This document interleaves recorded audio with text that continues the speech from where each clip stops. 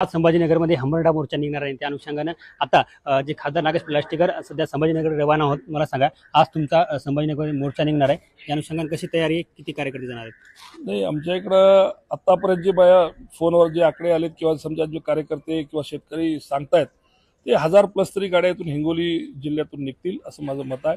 आणि मोठ्या प्रमाणामध्ये शेतकरी बेजार आहे. शेतकऱ्याला न्याय मिळाला पाहिजे यासाठी आमचे पक्षनेते उद्धवसाहेब स्वतः या मोर्चाला लीड करतायत.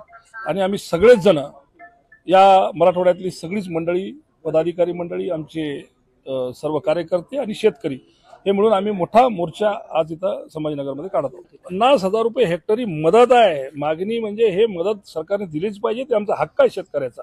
शेतकऱ्याकडून टॅक्स तुम्ही घेताय, सरकार घेतात. सरकार GST सुद्धा सोडत नाही शेतकऱ्याला. त्यामुळं आमचा हक्क आहे आणि ते मिळाला पाहिजे. त्यासाठी आम्ही मोठ्या प्रमाणात आंदोलन करत आहोत.